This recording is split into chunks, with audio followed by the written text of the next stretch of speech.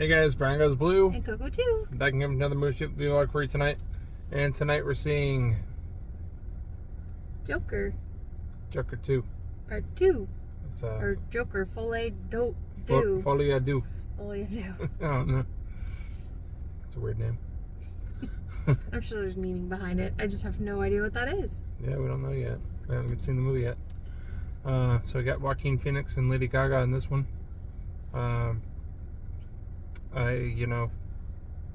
Whenever this movie was announced as a musical, after seeing the first Joker, I didn't know what to think about it. But then we saw the trailer and it looked pretty promising. And now we've heard like mixed reviews on it. But yeah. I feel like some people really like it a lot and some people just don't like it at all. But you kind of have to go into it. I'm thinking they're like maybe dream sequences or some sort of like they got to be in prison, right, for a lot of the movie. Yeah. Because it shows them in prison with her, and I think it's a lot of like probably a courtroom drama type stuff. Yeah. That's what I'm assuming.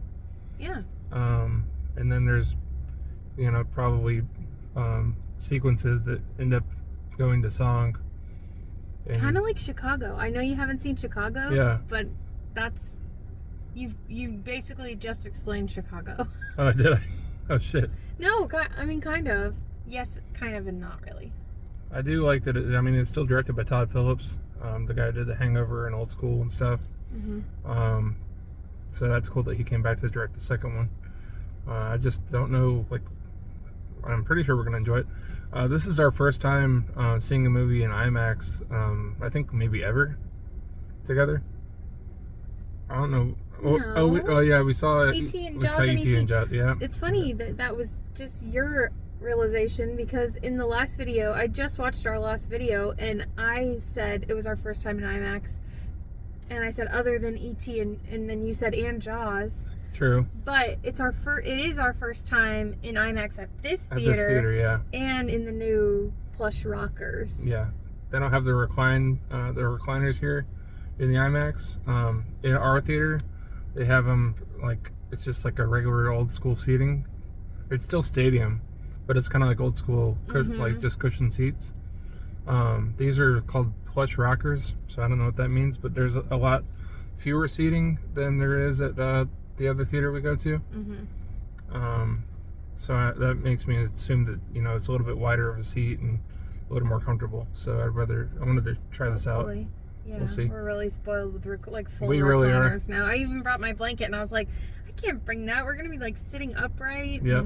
And, Spoiled with recliners and Dolby and all that. Dolby's still our favorite, but I wanted to see this one on the big screen, and then the IMAX is the only way we could do that right now. I think probably next week this movie's gonna be probably out of theaters or something, or down to just standard viewings. Yeah. But yeah. And we are joining others, so you will see them in the afterthoughts. Yep. The afterthoughts. You'll see them in the afterlife. The afterlife. No, in the after. In the after. The after the movie. After review. The review part. Don't mind me tonight. But yeah, we're gonna go check this out. It's a 9:15 showing. It's 9:08 now. Getting there and get situated. We'll be back. All right. AMC, the one by the airport. We got the IMAX here. Joker 2. It's been a while since we saw the first Joker. I think we saw that right before the Oscars that year that was nominated for all the Oscars. We watched that. Yes, because I hadn't seen it. Yeah, she hadn't seen it. And I think I got the 4K for $6 on Black Friday. Thank you, Best Buy. Yeah. And Joker 2. Alright. Heading on in. The IMAX. Brian Goes Blue and Coco too. Oh yeah. Very cool blue little walkway here. Oh. And up we go. And we're back in the car. Yes, we are. So it's after midnight. How long was the movie? 2 hours and 15 minutes. Okay. We did meet up with others, as I said. Usually they jump in the car with us, but it's kind of late, and there was like kind of mixed feelings about the movie. It's just late, so they went on their way. But we can kind of give like a little bit of their thoughts as well, because we discussed a little bit after the movie. Right. But what did you think? I want to know, before we even talk about the movie, what did you think about like the IMAX experience, like that alone? That was really cool. Really good IMAX experience. I mean, the movie starts off with Arthur Fleck in the like prison and stuff, and all you hear is like a bunch of different inmates, and you can hear like, I don't know, the audio was really cool in the theater. You could hear it like All from the back you. corner, Yeah, like all around. I was like looking behind your head. I was like, oh. I couldn't tell if it was somebody in the audience, like in our audience. You know? That was cool. Or and then the picture looked really like crisp and clean. So, and I liked the rockers. I know you said it hurt your tailbone a little bit. Yeah, towards the end of it. That's just a personal thing for me. Like, I have to like sit a certain way, even in Dolby, like in our recliners. I have to like turn my body towards the end of the movies there. I will say I did miss having like my feet up. Like, we're totally spoiled with that. Yeah. And like my blanket and just like laying back chilling, but it wasn't bad, you know. Yeah. And especially with this being a musical, and I was like dancing in my seat the whole time. The rocker was really good for that. I will say, so for Brittany and Brandon, that's who met us. I don't think they loved it. I know for sure I liked it more than they did.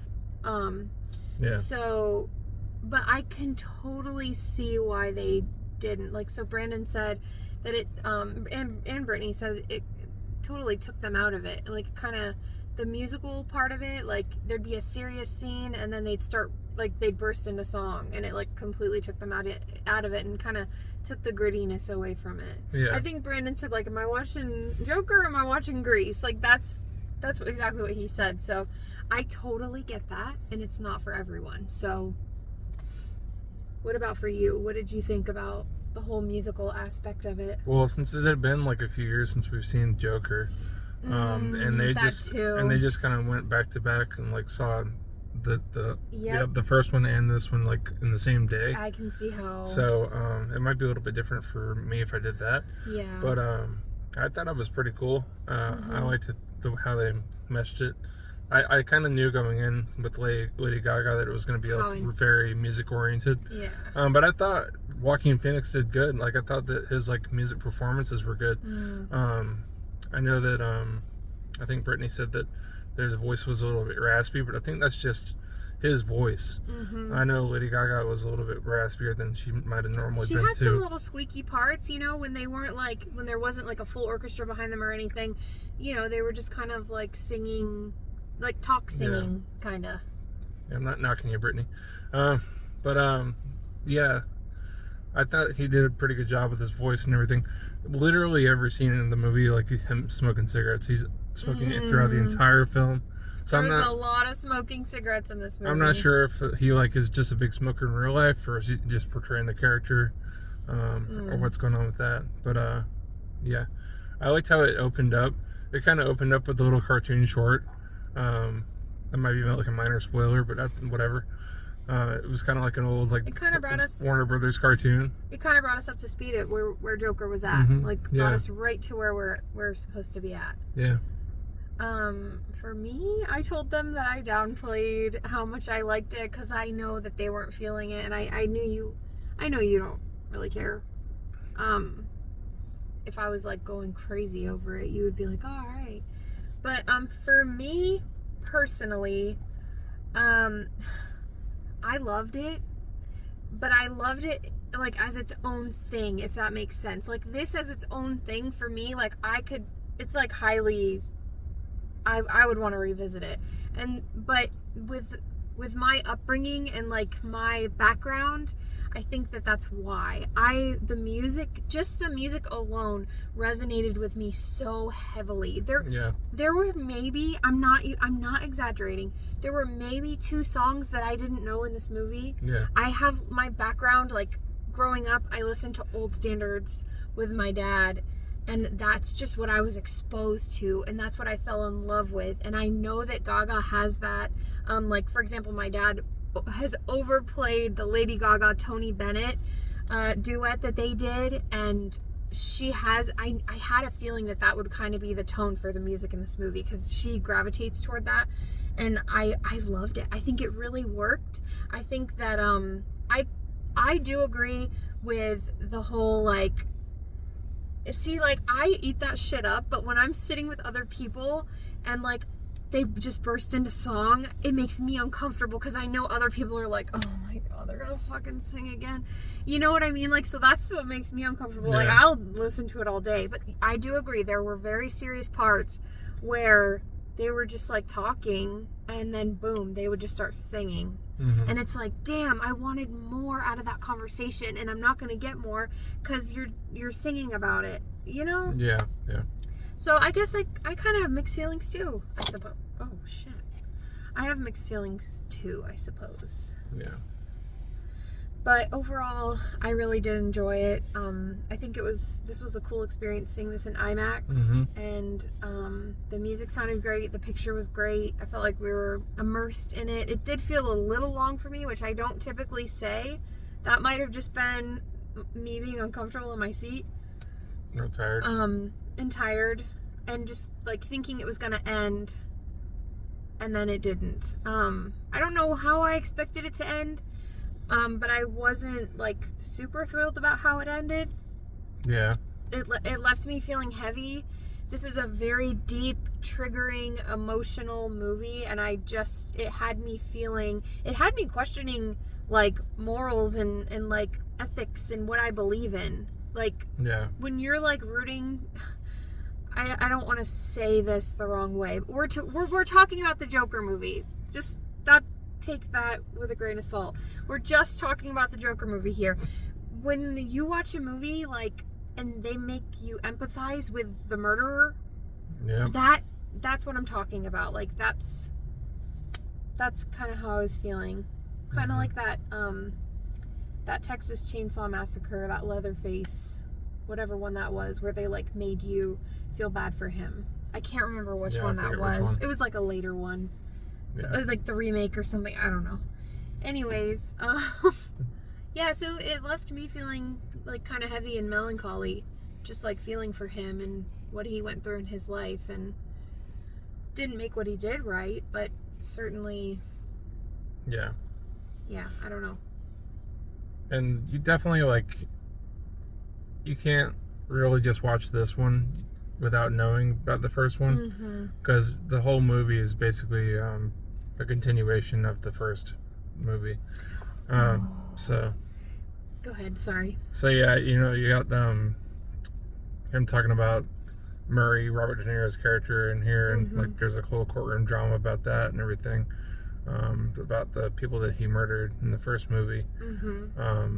Yeah, and it just goes from there. But yeah, I don't know.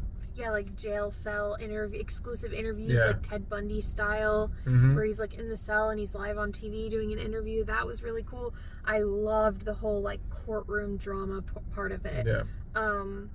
That was really entertaining to me. Some might say, like, oh, that was boring or that was not well done. I enjoyed that a lot. And I guess we won't elaborate on what you said earlier, which was, how is this all going to be fantasy? Like, especially with him and Gaga, because they're in prison. So is it all going to be there? What we can say is that it's not all there, because obviously we've said there's some courtroom dramas. There are some fantasy elements where, like, especially with the musical numbers. Yep. But you'll just have to see it for yourself if you haven't already. I can see how people wouldn't have enjoyed this. I totally see it. For me, I kind of knew, like, what I was in for. It's kind of what I thought I was in for. Yeah. Yeah. So. What do you give it? Oh man, I give it a 4. That's, like, my initial feeling. I give it a 3.5. I think I give the first one a 4.5, maybe. Okay. I have no idea, but I'm sure I'm sure I gave it more. But I do like it enough to own it. For sure. And definitely would like to revisit it down the road. Yeah. I think it's one of those too where now that you know how everything panned out, watching it again with that different perspective, that's always good. Mm-hmm. So, yeah, don't bash us for liking the movie or liking the movie a little bit too much. That's life. That's life.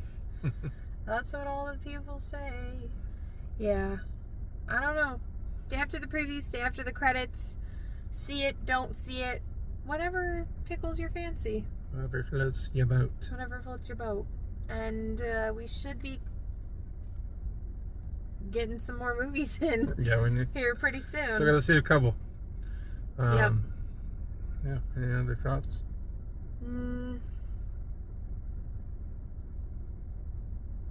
I don't think so. I think we covered everything. Yep. And if we didn't, and kudos to the actors for the physical transformations that they went through, because clearly that was a huge. That's impressive. I don't care if you love the movie or hate the movie. That is impressive, and it's undeniable. Mm-hmm. Joaquin Phoenix in particular. Oh yeah. What his body had to go through for this role. The second time. Mm-hmm. Yeah. So. Brian Goes Blue. Go too. Signing off. Bye. Bye.